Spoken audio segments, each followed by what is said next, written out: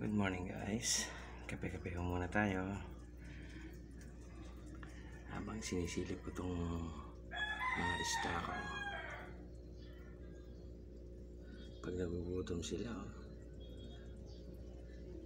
inuhukay nila yung buhangin ay yung mga bato-bato.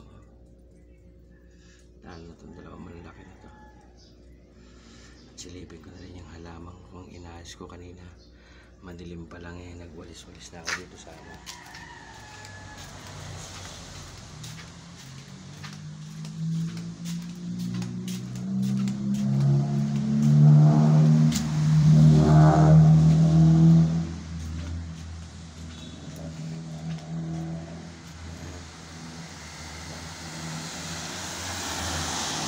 Itong dalawang to malagong malago eh oh.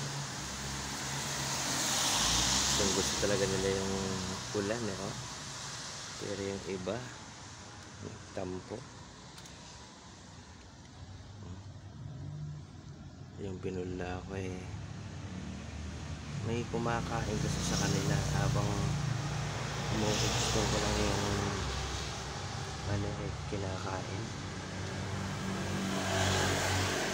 Bali ayusin ko kayo, dadagdagan ko kayo pagka may pambili na.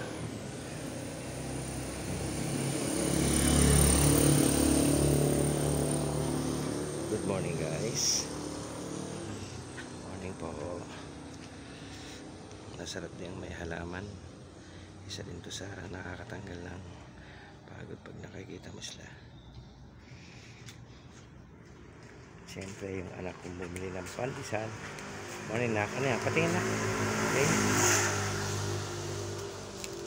Kain po pandesal. Ang bunso ni Papa. Nak, alis na ako ha. Biyahin ako.